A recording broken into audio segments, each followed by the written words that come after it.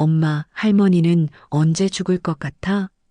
새벽 2시 화장실을 가려던 68세 이순자 할머니는 그 순간 발걸음을 얼음처럼 멈췄습니다. 어쩌다가 이런 말을 듣게 되었을까요? 방금의 이 대화는 10년간 한 집에서 살아온 며느리와 손자의 대화였습니다. 시청 전 구독과 좋아요는 아주 큰 힘이 됩니다. 68세 할머니 이순자 씨가 이 상황들을 어떻게 헤쳐나가는지 끝까지 시청해 주시고 주변에 널리 공유해 주시길 바랍니다. 죽기보다는 요양원에 보내야지. 상가 건물 15억짜리를 언제까지 기다릴 수는 없잖아. 그러게 치매라고 하면 바로 가능하다던데 할머니의 온몸이 얼어붙었습니다. 평생을 바쳐 사랑했던 가족들의 진짜 얼굴을 본 순간이었습니다. 며느리 영희의 목소리가 더욱 또렷하게 들려왔습니다. 현우야, 목소리 좀 낮춰. 할머니 깨면 어떡해. 어차피 귀 어둡잖아. 그리고 곧 요양원 갈 건데 뭐.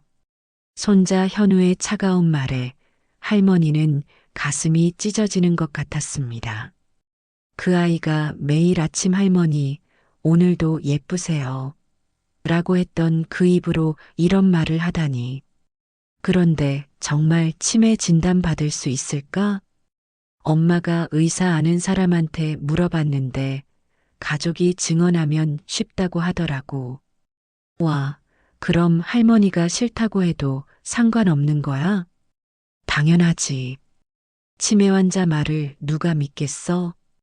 할머니는 벽에 등을 기대지 않으면 쓰러질 것 같았습니다. 다리가 후들후들 떨리고 심장이 터질 것처럼 뛰었습니다. 그런데 엄마, 할머니 재산이 정확히 얼마야? 상가 건물이 시세 15억, 집이 8억, 예금이 2억 정도 있고, 우와, 25억이나 돼?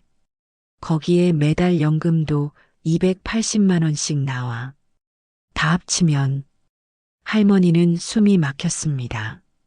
자신의 재산을 계산기 두드리듯 말하는 며느리, 그리고 그 말에 신나하는 손자. 이들에게 할머니는 돈덩어리에 불과했던 걸까요? 와, 그럼 우리가 완전 부자가 되는 거네. 그럼 상가 임대료만 매달 800만 원이야.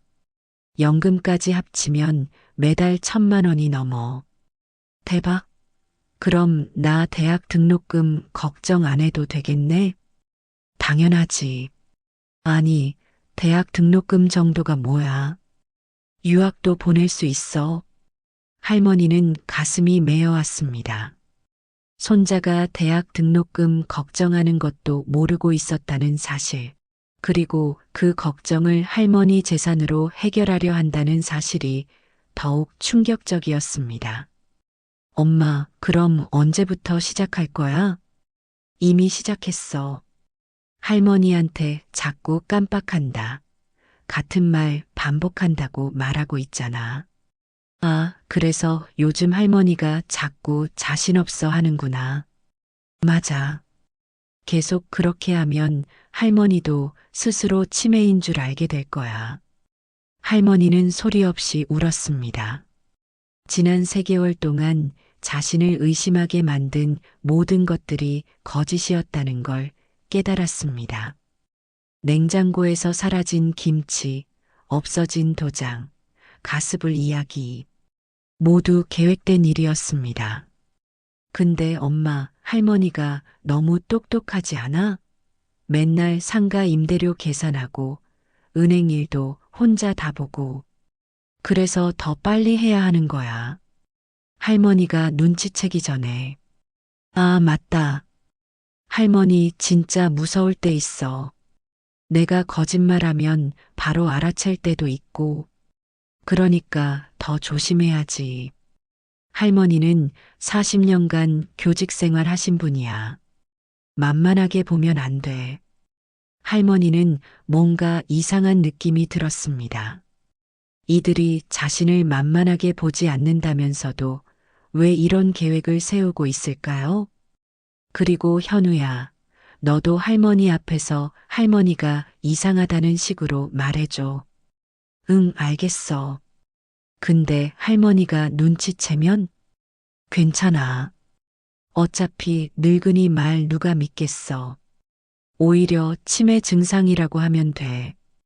할머니의 눈에서 뜨거운 눈물이 흘러내렸습니다. 엄마, 그런데 아빠는 뭐라고 해? 아빠도 찬성이야. 오히려 아빠가 먼저 엄마 재산 정리해야 한다고 했거든. 아빠도? 와, 진짜? 그럼. 아빠 말로는 어차피 나중에 다 우리 거 될 건데 미리 정리하자고 하더라고. 민수까지. 할머니가 40년 동안 뼈 빠지게 키운 그 아들까지. 이 음모에 가담하고 있었다는 사실에 할머니는 현기증이 났습니다. 아빠가 언제부터 그런 생각을 했어? 한 6개월 전부터 회사에서 정리해고 당할 뻔했을 때부터인 것 같아. 아, 그때구나. 아빠가 스트레스 많이 받았었지. 맞아. 그때 아빠가 우리도 이제 생각해봐야 한다고 하더라고. 할머니는 가슴이 아팠습니다. 아들이 힘들 때 위로해주지 못한 자신이 원망스러웠습니다. 그럼 언제 요양원에 보낼 거야? 치매 진단받고 나서 바로. 한 달 정도면 될 것 같아.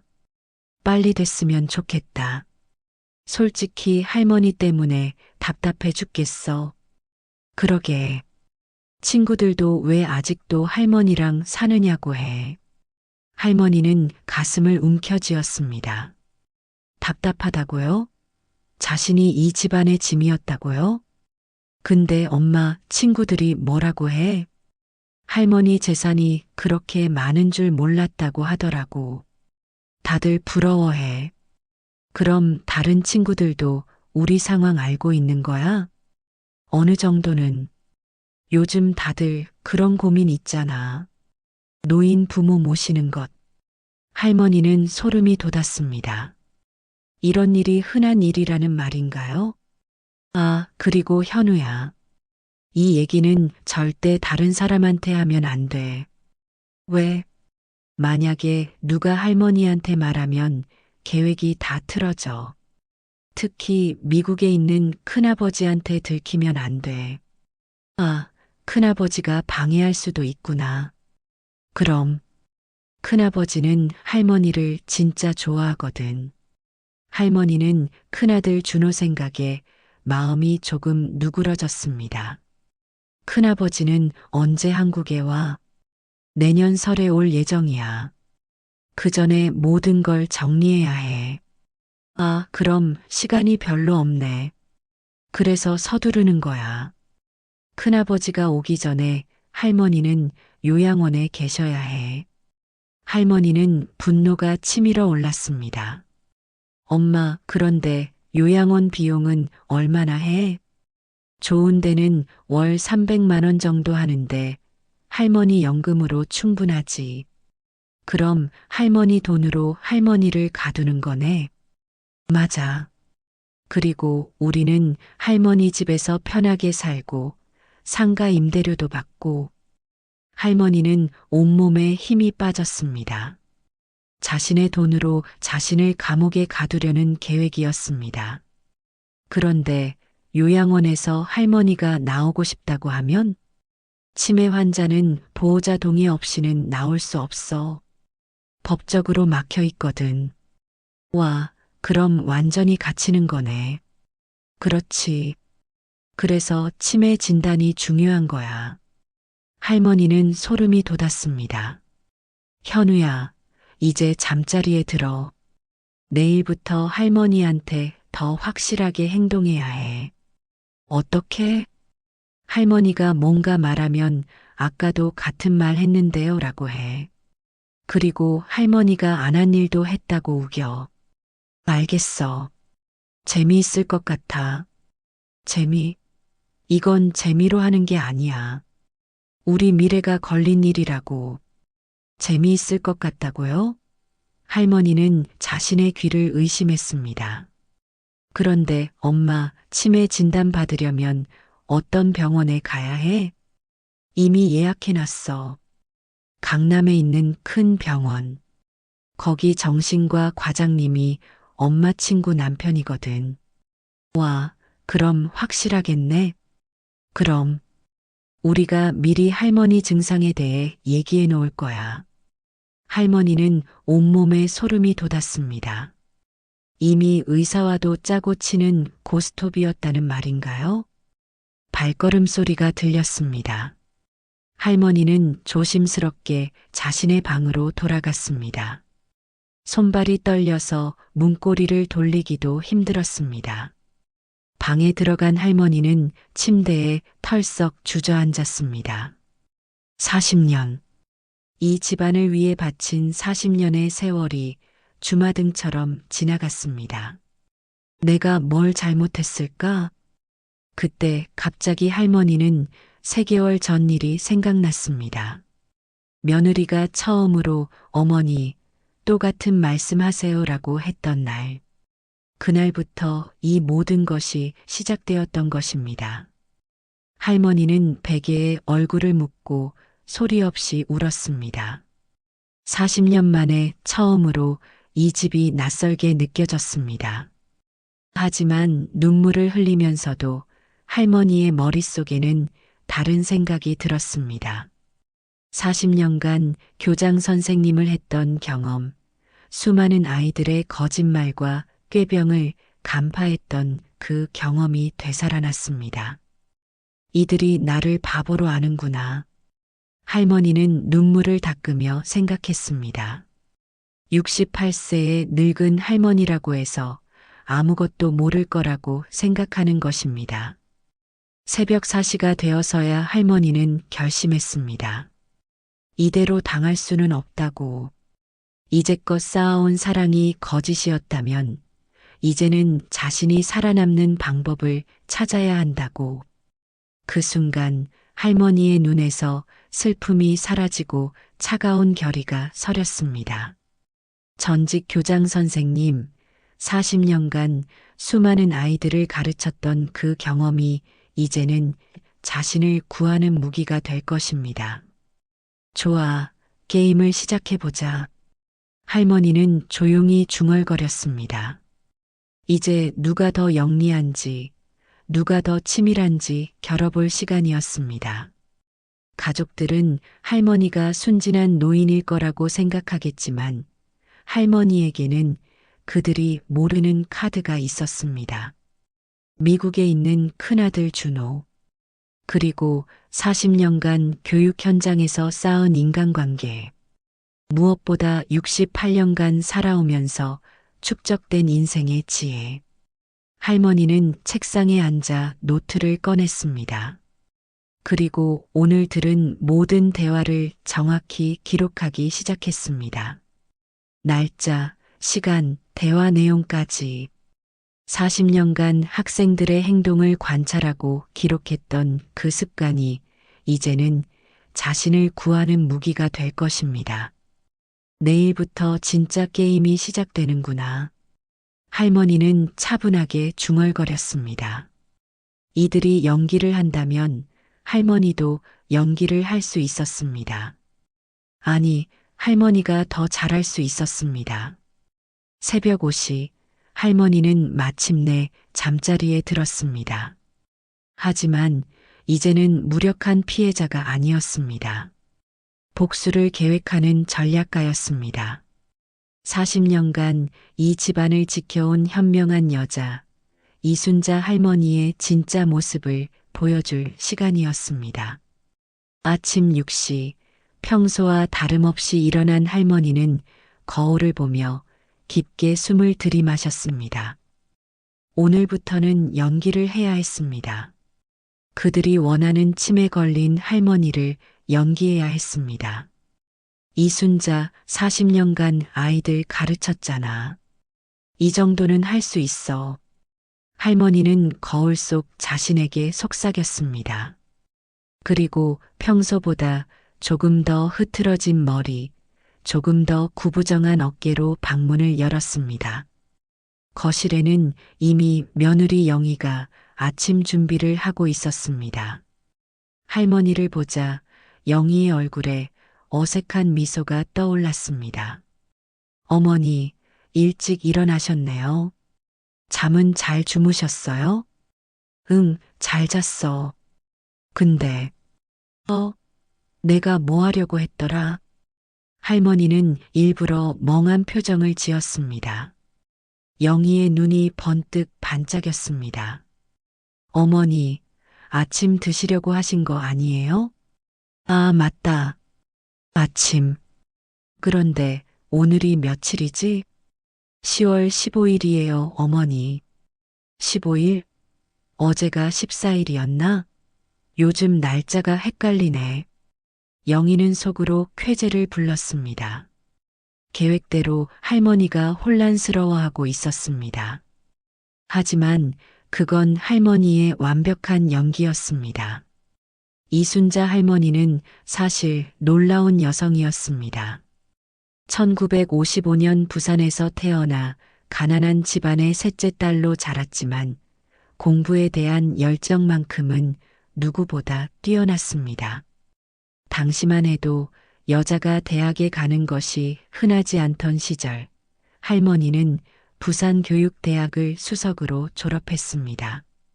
1978년 23세의 나이에 초등학교 교사가 된 할머니는 그곳에서 운명의 남자를 만났습니다.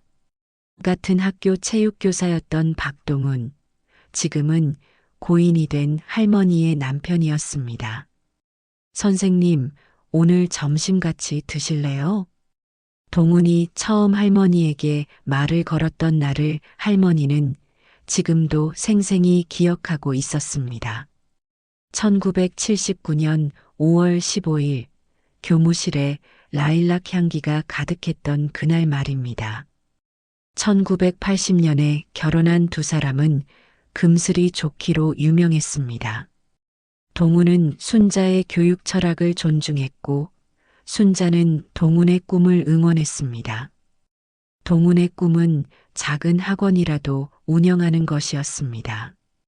1982년 큰아들 준호가 태어났고 1985년 작은아들 민수가 태어났습니다. 할머니는 아이들을 키우면서도 교직을 포기하지 않았습니다. 새벽 5시에 일어나 아이들 도시락을 싸고 밤 10시에 퇴근해서 빨래를 하는 것이 일상이었습니다. 여보, 힘들지 않아요? 괜찮아요. 우리 꿈을 위해서니까. 1990년 드디어 두 사람의 꿈이 이루어졌습니다.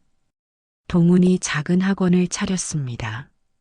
동서학원이라는 이름으로 동훈의 동자와 순자의 본명 서순자의 서자를 딴 것이었습니다. 학원은 잘 되었습니다. 할머니의 교육 노하우와 동훈의 성실함이 만나 지역에서 소문난 학원이 되었습니다.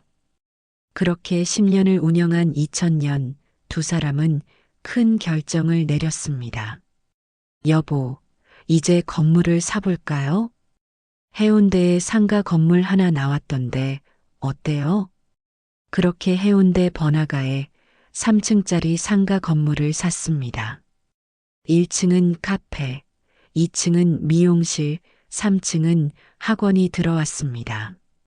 월 임대료 수입이 꽤 괜찮았습니다. 2005년 할머니는 교장으로 승진했습니다. 27년간의 교직 생활의 결실이었습니다. 동훈은 누구보다 기뻐했습니다. 우리 교장 선생님 축하해요. 고마워요. 당신이 있어서 가능했어요. 하지만 행복한 시간은 오래가지 않았습니다. 2010년 동훈이 갑작스럽게 심장마비로 세상을 떠났습니다.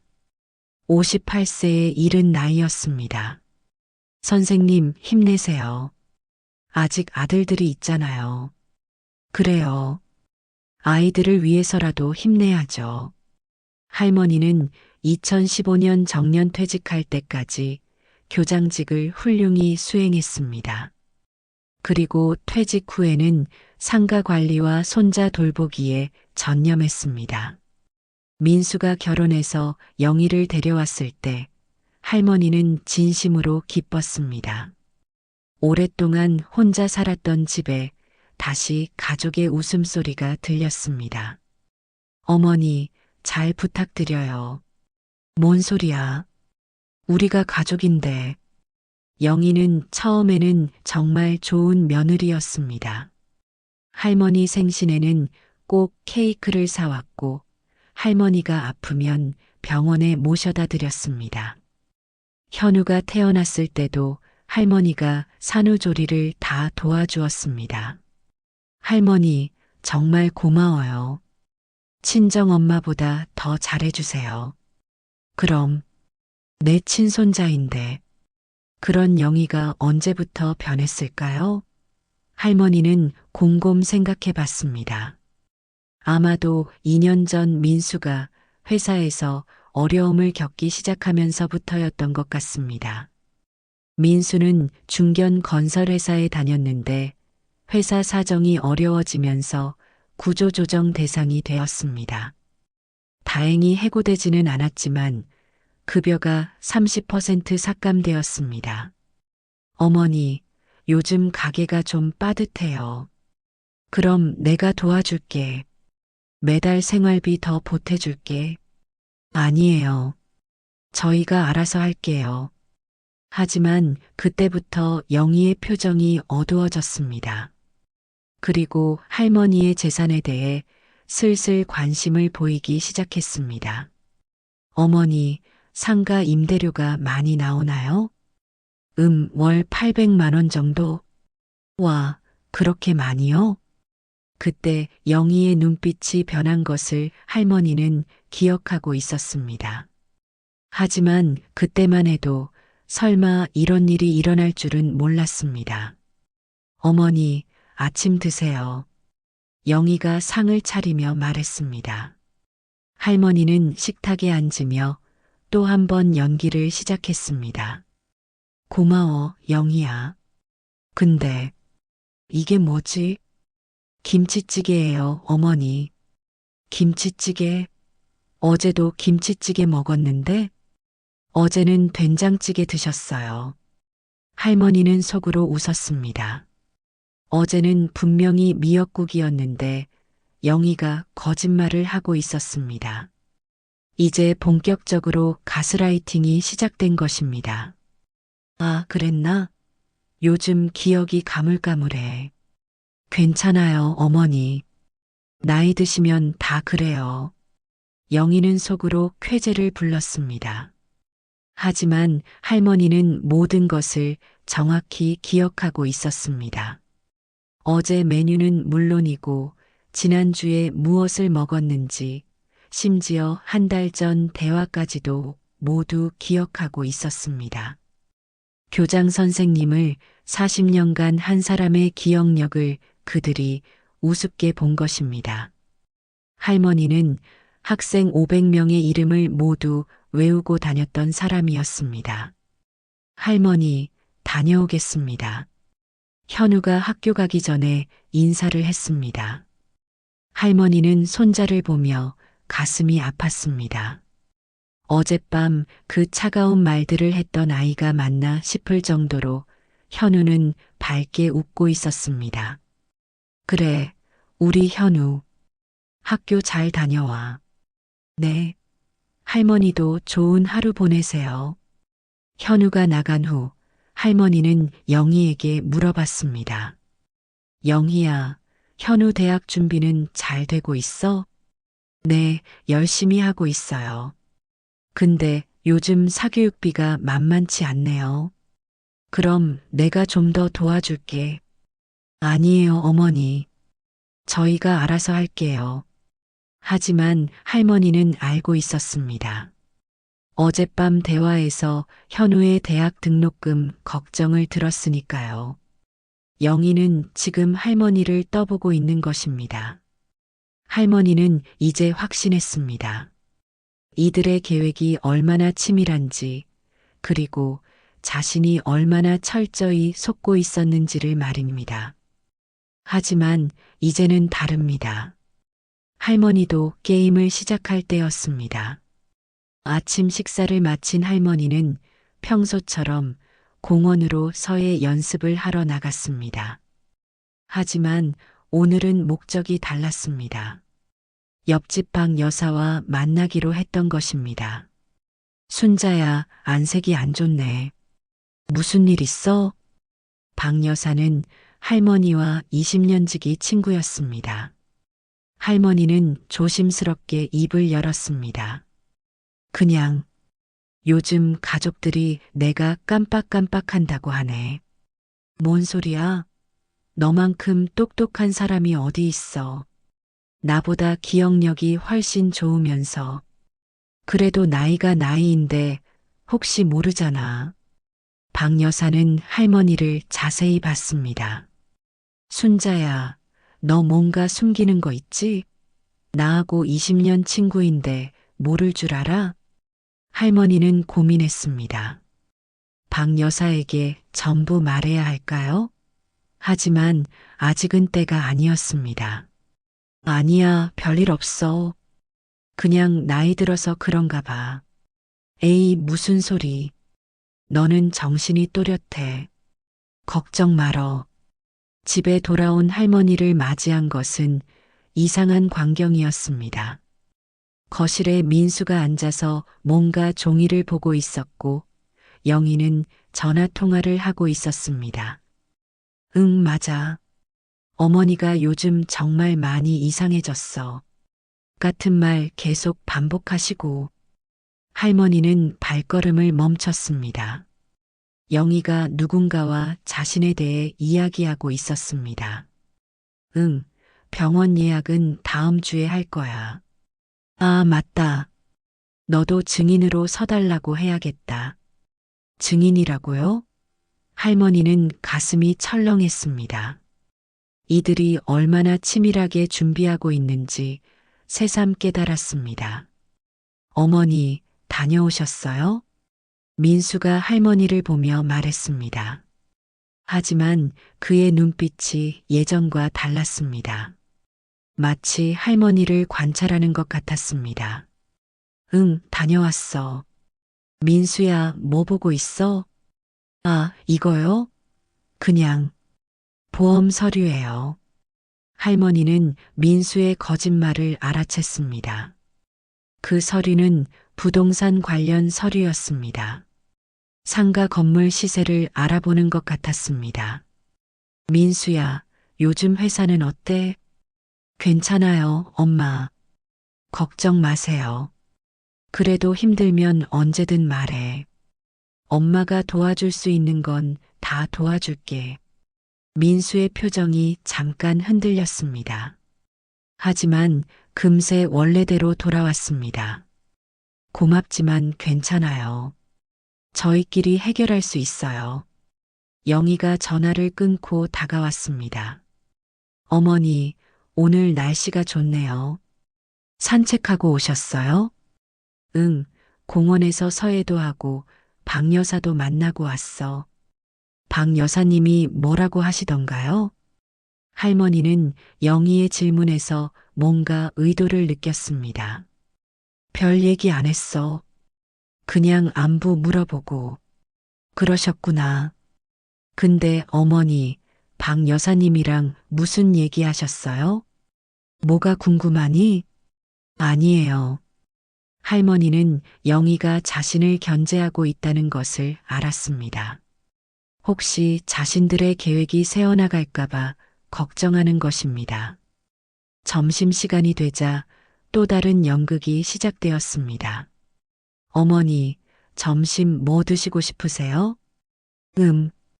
뭐든 좋아. 영희가 정하는 대로. 그럼 김치볶음밥 어떠세요? 좋아. 그런데, 김치가 어디 있지? 할머니는 일부러 냉장고를 뒤지는 척 했습니다. 어머니, 김치는 여기 있어요. 내가 여기 있는 걸 못 봤네. 눈이 어두워지나? 영희는 속으로 기뻐했습니다. 할머니가 점점 더 혼란스러워하고 있다고 생각했습니다. 괜찮아요, 어머니. 나이 드시면 다 그래요. 그래도 걱정되네. 내가 정말 치매에 걸리는 건 아닐까? 영희는 이때다 싶어서 말했습니다.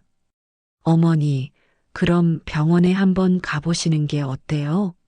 건강검진도 받을 겸. 병원?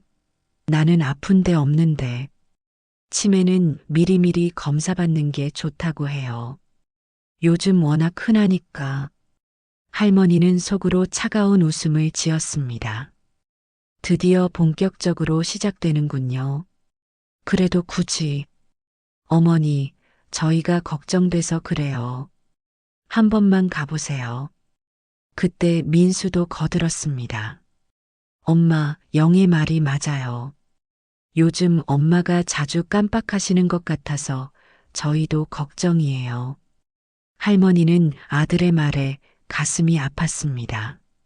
하지만 이제는 놀라지 않았습니다. 이미 예상했던 일이니까요. 그럼 한번 가볼까? 네, 제가 예약했어요. 영희는 너무 빨리 대답했습니다. 이미 예약해놨다는 것을 들켜버린 것입니다. 아, 이미 예약했다고? 아니에요. 지금 하려고요. 영희는 당황했습니다. 너무 성급했던 것입니다. 오후에 현우가 학교에서 돌아왔습니다. 할머니는 손자를 보며 또 한 번 마음이 아팠습니다. 할머니, 다녀왔습니다. 그래, 우리 현우. 학교는 어땠어? 오늘 수학 시험 봤는데 잘 본 것 같아요. 우리 현우가 똑똑하니까 당연하지. 할머니는 현우와 자연스럽게 대화했습니다. 하지만 현우는 뭔가 어색해했습니다. 아마도 어젯밤 엄마와 나눈 대화 때문일 것입니다. 할머니, 오늘 점심은 뭐 드셨어요? 김치볶음밥 먹었어. 맛있었어. 아, 그러셨구나. 근데 할머니, 아까도 같은 얘기 하신 것 같은데요. 할머니는 순간 놀랐습니다. 현우가 벌써 시작한 것입니다. 내가 아까도 같은 얘기 했나?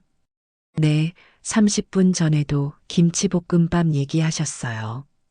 할머니는 30분 전에 그런 대화를 하지 않았다는 것을 정확히 기억하고 있었습니다. 현우가 거짓말을 하고 있는 것입니다. 그랬나? 미안해, 현우야. 할머니가 늙어서 그런가 봐. 괜찮아요, 할머니. 그런데 할머니, 요즘 자주 그러시는 것 같아요.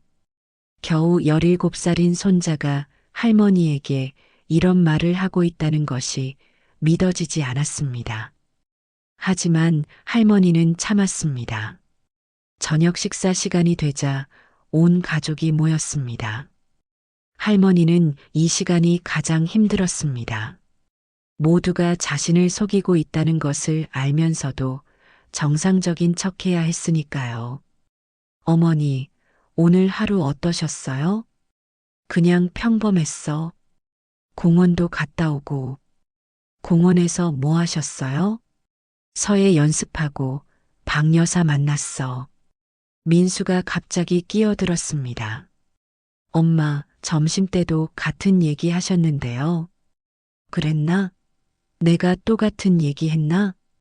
할머니는 점심때 그런 얘기를 하지 않았다는 것을 확실히 알고 있었습니다. 하지만 이들은 계획적으로 할머니를 혼란스럽게 만들고 있었습니다. 괜찮아요, 어머니. 나이 드시면 그럴 수 있어요. 영희가 위로하는 척 했지만 할머니는 그 속마음을 알고 있었습니다. 그런데 어머니, 내일 병원 가실 거죠? 내일? 네, 제가 예약했어요. 강남에 있는 좋은 병원으로. 할머니는 가슴이 두근거렸습니다. 드디어 그들의 본격적인 계획이 시작되는 것입니다. 꼭 가야 하나? 네, 어머니. 저희가 걱정돼서요. 민수도 거들었습니다. 엄마, 한 번만 가보세요. 아무것도 아니면 다행이고, 뭔가 있으면 미리 치료받을 수 있잖아요. 할머니는 마지못해 고개를 끄덕였습니다. 알았어. 내일 가볼게. 영희와 민수는 서로 눈을 마주치며 미소를 지었습니다. 하지만 할머니도 속으로 미소를 지었습니다. 내일부터 진짜 게임이 시작될 것입니다. 그날 밤 할머니는 다시 모든 것을 노트에 기록했습니다. 오늘 있었던 모든 대화, 모든 거짓말, 모든 조작 시도들을 말입니다. 내일이 진짜 승부처구나. 할머니는 혼자 중얼거렸습니다. 40년간 쌓인 지혜와 경험으로 이들과 맞서야 할 때가 온 것입니다. 다음 날 아침 할머니는 평소보다 일찍 일어났습니다. 오늘은 병원에 가는 날이었습니다. 거울을 보며 할머니는 깊게 숨을 들이마셨습니다. 이순자, 오늘이 진짜 시작이야. 40년간 교장했던 실력을 보여줄 때다. 할머니는 일부러 머리를 더 흐트러뜨리고 옷도 조금 삐뚤게 입었습니다. 완벽한 침에 놓인 연기를 위해서였습니다. 어머니, 일찍 일어나셨네요. 병원 갈 준비 되셨어요? 영희가 방으로 들어왔습니다. 할머니를 보자 은근히 만족스러운 표정을 지었습니다. 병원? 오늘이 병원 가는 날이었나? 네, 어제 말씀드렸잖아요. 건강검진 받으러 가는 거예요. 아, 맞다. 깜빡했네. 나이가 나이인가 봐. 할머니의 연기에 영희는 속으로 쾌재를 불렀습니다. 하지만 할머니는 모든 것을 정확히 기억하고 있었습니다. 강남의 큰 병원에 도착했을 때 할머니는 영희와 민수의 표정을 유심히 관찰했습니다. 둘 다 묘하게 긴장하고 있었습니다. 이순자님이세요? 안으로 들어오세요. 간호사가 할머니를 부르자 영희가 재빨리 말했습니다. 저희도 같이 들어가도 될까요? 어머니가 요즘 많이 혼란스러워 하셔서요. 물론이죠. 보호자분들께서 함께 들어오시면 더 정확한 진단이 가능해요. 진료실에 들어간 할머니는 정신과 과장을 보며 놀랐습니다. 생각보다 젊은 의사였습니다. 그리고 영희를 보는 눈빛이 심상치 않았습니다. 안녕하세요, 어르신. 저는 정신건강의학과 김성진 과장입니다. 안녕하세요, 선생님. 김 과장은 영희와 민수를 번갈아 보더니 미묘한 미소를 지었습니다. 할머니는 그 순간을 놓치지 않았습니다. 어르신, 요즘 어떻게 지내세요? 그냥 평범하게 지내요. 별일 없어요. 가족분들 말씀으로는 최근에 기억력에 문제가 있으시다고 하는데요. 할머니는 영희와 민수를 바라봤습니다. 둘 다 기대에 찬 눈빛으로 할머니를 보고 있었습니다. 글쎄요. 가끔 깜빡하긴 하는데 나이 들면 다 그런 거 아닌가요? 김 과장이 영희에게 물었습니다. 구체적으로 어떤 증상들이 있으신가요? 영희는 마치 기다렸다는 듯이 대답했습니다. 같은 말을 계속 반복하세요. 하루에도 몇 번씩 똑같은 얘기를 해요. 그리고 방금 전에 한 일을 기억 못 하세요. 밥 먹었는지도 까먹으시고요. 민수도 거들었습니다. 가스불도 자주 켜놓고 깜빡하시고 물건도 어디 뒀는지 못 찾으세요. 할머니는 속으로 화가 났습니다. 모두 거짓말이었습니다. 하지만 겉으로는 당황한 척 했습니다. 제가 그랬나요? 기억이 안 나네요. 김 과장은 뭔가 적더니 할머니에게 질문을 시작했습니다. 어르신, 오늘이 몇 월 며칠인지 아세요? 10월 16일이요. 할머니는 모든 질문에 정확히 답했습니다. 김 과장의 표정이 조금 당황스러워졌습니다. 어르신, 100에서 7을 빼면 93이죠. 그럼 93에서 7을 또 빼면 86이요. 할머니는 계속해서 정확한 답을 했습니다. 영희와 민수의 얼굴이 점점 어두워졌습니다. 그때 김 과장이 갑자기 말했습니다. 어르신, 잠깐 밖에서 기다려 주시겠어요? 가족분들과 상담할 게 있어서요. 할머니는 순순히 밖으로 나갔습니다. 하지만 문틈으로 대화를 들을 수 있었습니다. 선생님, 어머니가 집에서는 정말 심각해요. 영희의 다급한 목소리가 들렸습니다. 그런데 검사상으로는 정상 범위예요. 인지 능력도 또렷하고. 선생님, 치매는 초기에 잡아내는 게 중요하잖아요. 가족이 보기에는 분명히 이상해요. 민수도 거들었습니다. 저희가 거짓말할 이유가 없잖아요. 진짜 어머니 때문에 힘들어요. 김 과장이 잠깐 침묵하더니 말했습니다. 그럼 경도인지장애 진단을 내릴 수는 있겠네요. 치매 전 단계라고 보시면 됩니다. 할머니는 깜짝 놀랐습니다. 정상인데도 진단을 내리겠다는 말인가요? 그럼 치료는 어떻게 하나요? 약물 치료와 함께 환경 관리가 중요해요. 스트레스를 줄이고 안전한 곳에서. 할머니는 더 이상 들을 수 없었습니다. 정말로 이들이 의사와 짜고 있었던 것입니다.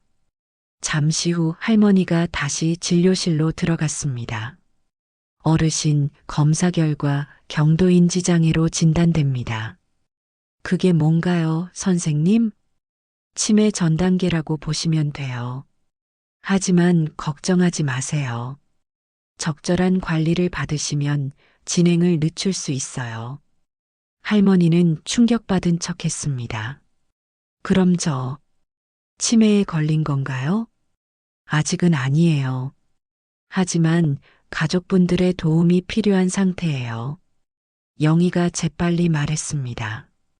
선생님, 그럼 집에서 어떻게 돌봐야 하나요? 가능하면 스트레스를 주지 마시고 규칙적인 생활을 하게 해주세요. 필요하면 전문 시설의 도움도 고려해 보셔야 해요. 전문 시설, 바로 요양원을 말하는 것이었습니다. 병원을 나오는 길에 영희와 민수는 기분이 좋아 보였습니다. 어머니, 괜찮아요. 미리 알았으니까 잘 관리하면 돼요. 그래요, 엄마. 저희가 잘 돌봐드릴게요. 하지만 할머니는 모든 것을 알고 있었습니다. 이들의 계획이 한 단계 성공한 것입니다. 집에 돌아온 할머니는 방에서 혼자 생각에 잠겼습니다. 이제 경도인지장애 진단을 받았으니 이들의 다음 수는 뻔했습니다. 곧 요양원 얘기가 나올 것입니다. 그날 저녁 예상대로 영희가 조심스럽게 말을 꺼냈습니다. 어머니, 혹시 요양원에 대해 어떻게 생각하세요? 요양원? 갑자기 왜? 아니에요. 그냥 궁금해서요.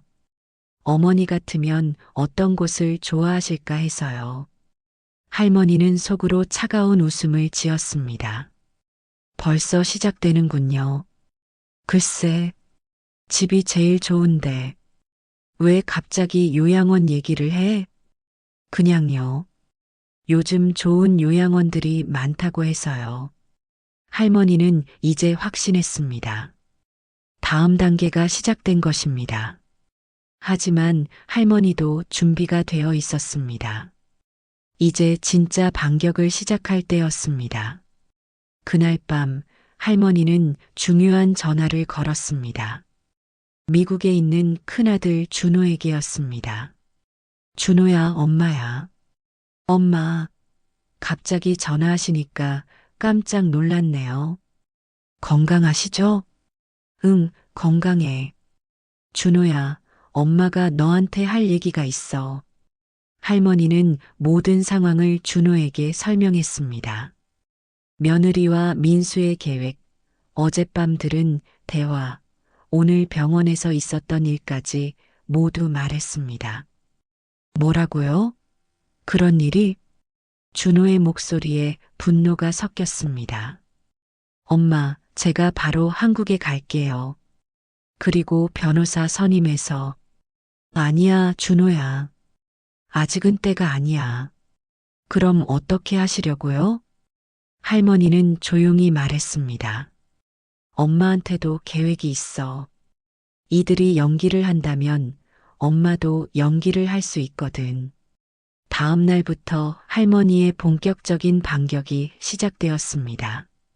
먼저 할머니는 평소보다 더 자주 깜빡하는 척을 했습니다.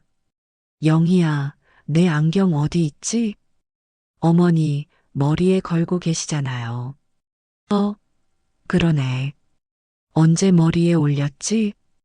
영희는 기뻐했습니다. 할머니의 상태가 더 나빠지고 있다고 생각했습니다. 하지만 할머니의 진짜 목적은 따로 있었습니다. 이들의 모든 대화를 녹음하는 것이었습니다. 할머니는 스마트폰을 감춰놓고 이들의 대화를 몰래 녹음하기 시작했습니다. 엄마 상태가 더 나빠진 것 같아. 그래. 그럼 요양원 얘기를 슬슬 본격적으로 해볼까? 응. 이번 주말에 한번 견학 가보자. 할머니는 이 대화도 놓치지 않고 녹음했습니다. 며칠 후, 영희가 본격적으로 요양원 얘기를 꺼냈습니다. 어머니, 요즘 혼자 계시기 힘드시죠? 별로 힘들지 않은데? 그래도 전문적인 관리를 받으시면 더 좋을 것 같아서요. 할머니는 이제 그들이 본색을 드러내기 시작했다는 것을 알았습니다. 전문적인 관리? 네, 요양원 같은 곳에서요. 요즘 시설이 정말 좋아졌어요. 할머니는 놀란 척 했습니다. 요양원? 나를 요양원에 보내려고? 그런 게 아니라 어머니를 위해서예요. 그날 저녁 할머니는 또 다른 중요한 전화를 걸었습니다. 20년 친구인 박 여사에게였습니다. 박 여사, 나야. 순자야, 무슨 일이야? 목소리가 심상치 않네. 여사, 우리 만날 수 있어? 급한 일이 있어. 다음 날 아침 할머니는 박 여사를 만나 모든 상황을 털어놓았습니다. 세상에 그런 일이 있을 수가. 여사, 나 좀 도와줘. 증인이 필요해. 당연하지. 내가 증언해 줄게. 너 정신 멀쩡한 거 내가 제일 잘 아니까. 요양원 견학날이 다가왔습니다. 영희와 민수는 할머니에게 좋은 곳 구경만 가보자고 말했지만 할머니는 이들의 진짜 속셈을 알고 있었습니다. 요양원에 도착하자 시설 관계자가 반갑게 맞아주었습니다. 어르신, 안녕하세요. 저희 시설을 구경하러 오셨다고 들었습니다. 둘러본 요양원은 생각보다 괜찮았습니다. 하지만 할머니는 이곳이 자신의 감옥이 될 뻔했다는 생각에 몸서리쳤습니다. 어머니, 어떠세요? 시설이 좋죠? 응, 좋네. 여기서 생활하시면 친구들도 많이 생기고 프로그램도 다양하고. 할머니는 영희의 말을 들으며 속으로 분노했습니다. 마치 할머니를 위해 하는 일인 것처럼 포장하고 있었습니다. 상담실에서 자세한 얘기 나눠볼까요? 관계자가 안내했습니다. 상담실에서 민수가 적극적으로 질문했습니다. 입소 절차는 어떻게 되나요? 보호자 동의서와 의사 진단서만 있으면 됩니다. 비용은 어느 정도인가요? 한 달에 300만 원 정도입니다. 할머니는 이 모든 대화를 스마트폰으로 녹음하고 있었습니다. 그럼 언제부터 입소 가능한가요? 영희가 물었습니다. 다음 주부터도 가능합니다. 할머니는 충격받은 척 했습니다. 다음 주? 너무 빠른 거 아니야? 어머니, 그냥 알아보는 거예요. 하지만 할머니는 알고 있었습니다. 이들이 이미 모든 걸 정해놓았다는 것을 말입니다. 집에 돌아온 그날 저녁, 드디어 결정적인 순간이 왔습니다. 어머니, 저희가 진지하게 생각해 봤는데요. 민수가 입을 열었습니다. 요양원에서 생활하시는 게 어머니한테도 좋을 것 같아요. 갑자기 왜 그런 소리를 해? 어머니 상태가 점점 안 좋아지시는 것 같아서요. 영희도 거들었습니다. 저희도 어머니를 제대로 돌봐드리지 못해서 죄송해요. 전문가들이 계신 곳에서 관리받으시는 게 할머니는 이제 폭발할 때가 왔다고 생각했습니다. 내가 언제 요양원 가겠다고 했니? 어머니, 저희가 어머니를 위해서, 나를 위해서, 정말 나를 위해서 하는 일이야? 할머니의 목소리가 점점 커졌습니다. 너희들이 내 재산 때문에 그런 거 아니야? 민수와 영희의 얼굴이 하얗게 변했습니다. 엄마, 무슨 소리세요? 내가 바보인 줄 알아? 며칠 전 밤에 너희 대화 다 들었어. 영희가 당황하며 말했습니다. 어머니, 뭔 대화요? 25억 재산 얘기, 치매 조작 계획, 의사랑 짜고 치는 고스톱까지 다 들었다고. 민수와 영희는 완전히 당황했습니다. 할머니가 모든 것을 알고 있었다는 사실에 충격받았습니다. 엄마, 그게 아니라. 아니긴 뭐가 아니야. 너희가 3개월 동안 나한테 한 짓이 뭔지 알아? 할머니는 서랍에서 노트를 꺼냈습니다. 여기 다 기록되어 있어. 너희가 언제 뭘 했는지, 무슨 말을 했는지 전부 다. 그리고 스마트폰을 꺼냈습니다. 여기엔 너희 대화가 다 녹음되어 있고 영희가 떨리는 목소리로 말했습니다. 어머니, 저희가 잘못했어요. 용서해 주세요. 용서? 40년을 너희를 위해 살았는데 돌아오는 게 이거야? 할머니는 이미 모든 준비를 마쳤다고 말했습니다.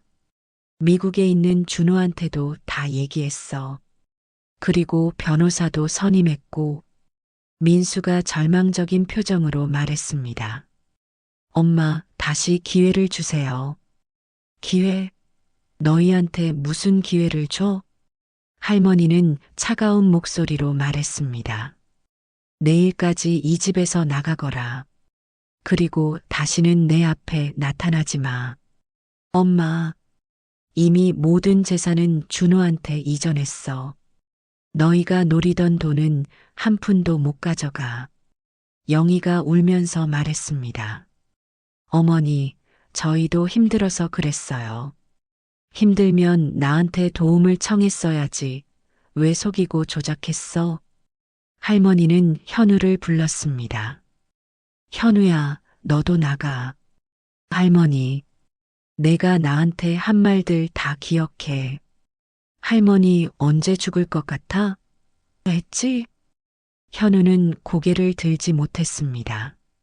그때 갑자기 초인종이 울렸습니다.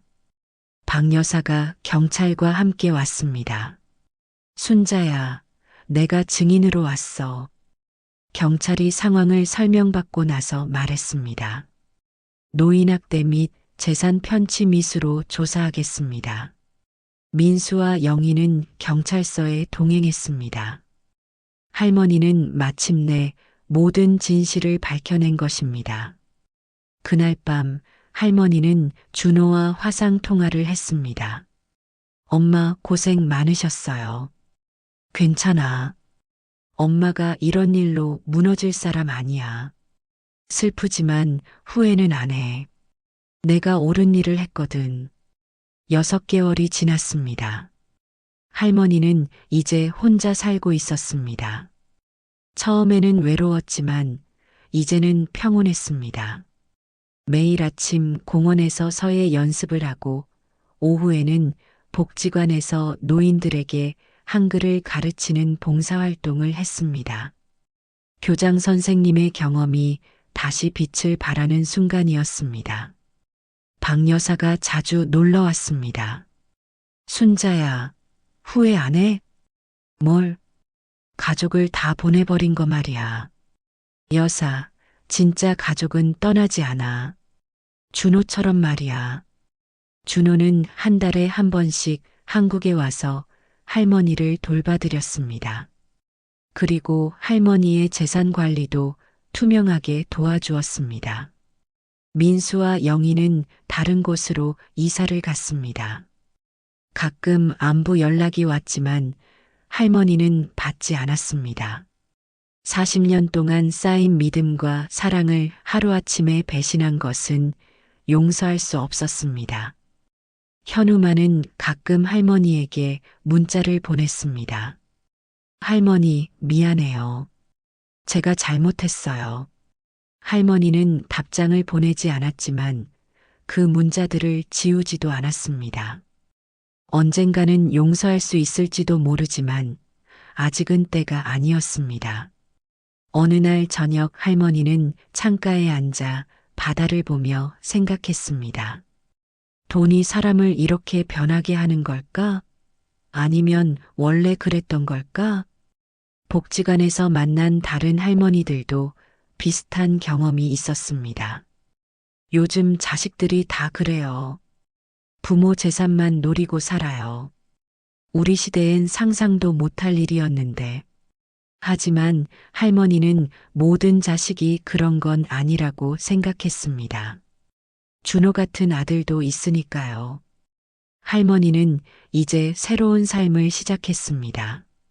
남은 인생을 정말 자신을 위해 살기로 했습니다.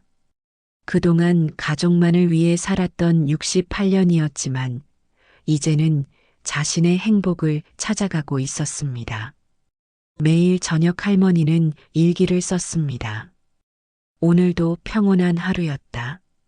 가족의 배신으로 상처받았지만 나는 당당하게 살아가고 있다. 진짜 사랑은 조건이 없다는 것을 배웠다. 그리고 마지막 페이지에 이렇게 썼습니다. 여러분은 어떻게 생각하시나요? 가족이라는 이름으로 부모의 재산을 노리는 것이 과연 용서받을 수 있는 일일까요? 그리고 할머니의 선택, 옳았던 것일까요? 구독과 좋아요 꼭 부탁드리고 댓글로 소감도 남겨주세요. 감사합니다.